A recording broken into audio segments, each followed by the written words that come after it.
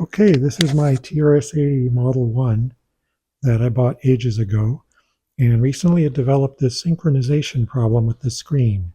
So we were trying to determine whether the problem is with the CPU or whether the problem is with the monitor. So I have a simple test that I'm going to do to determine which. Basically, I bought this adapter cable here on the left, and I have this VidBox device on the right, and I can hook that up to my Macintosh as a video input and see whether I see the same problem. Yeah, I basically got the new video cable here, goes into my video box, which then goes into my Macintosh, and there's the screen. You see I've already tried it. When you turn on the power switch, you can see you see the same problem on the screen as you do before. Turn it on. There you go. Enter. And if it eventually syncs, you're going to see that yeah. So the problem is not the monitor. The problem is not the monitor, but it's the CPU, which is pretty typical. It's what I expected. So basically going to take the case apart. It's pretty simple. There's basically these 6 screws. And they're all the same size, so it makes things pretty easy. Okay. This tape is just to hold on these legs. I actually need to glue them, but I have not done that yet. And there we go. So this is the unit. And now we're going to start taking a look as to what to measure. I have some instructions that people gave me, so we'll take a look at that. Oh, and just an FYI, what these wires are is actually I add the upper lowercase modification that I did myself, and I wanted to preserve the original uppercase only, so I put a switch in there so I could switch between upper and lowercase, but it turns out something is wrong, and it stopped working, so I need to figure that out too. But one thing at a time. We need video output first, so that's what I'm going to focus on now. Okay, first thing the instructions say is Z32 pin 11 should have a frequency of 60 Hertz. So here this is 24, 25, 26, 27, 28, 29, 30, 31, that's 32. And if I remember right, the dot is pin 1, so there's 7. So it'll be 8, 9, 10, 11. That would be right here. And when we turn it on, we get a frequency. Oh, that's interesting. It was right for a second, then it was wrong. This says 89. Let's try that again. It was right for just a split second.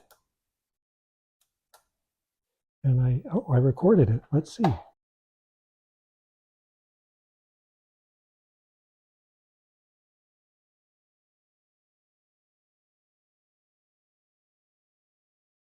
Okay, the next thing I found was some instructions about checking the power supply, which is 12 volts and 5 volts.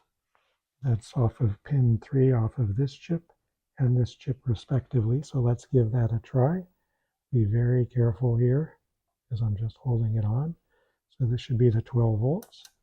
We turn it on and we see 12 volts. That's good news. And then this one should be the 5 volt, which is also pin 3.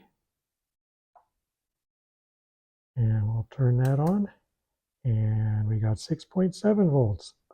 That's not anywhere near 5 volts. That's way too high. So it says you adjust R5 for 5 volts. So R5 is where? I guess this is R5, and then that's R10. Yeah, so R5 is the 5 volt one. So let's see if we can do this. It's going to be a little hard to show everything here, but so that would be this one.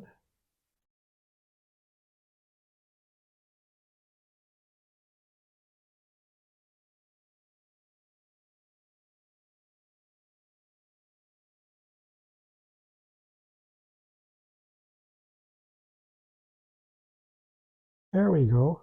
Now we've got 5 volts. I didn't adjust it that much, but looks like that's what the problem is. Probably just the resistor got a little weird. Oh. All right, well, that fixed that. It's a little high, but 5.3, that's too high actually. Looks like it went up. Let's adjust this back the other way.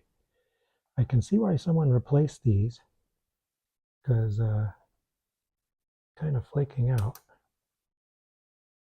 There we go. All right, so it was the other direction. I think I'm just going to leave that, maybe just to tweak it a little bit more. It's hard to tweak it and hold the probe. I'm afraid the probe is going to slip and short something, so that's why we're doing this iterative approach. There we go, 5 volts. Fantastic. So this is fixed. All right, just for completeness sake, I'm going to go ahead and measure the frequency on that pin 11.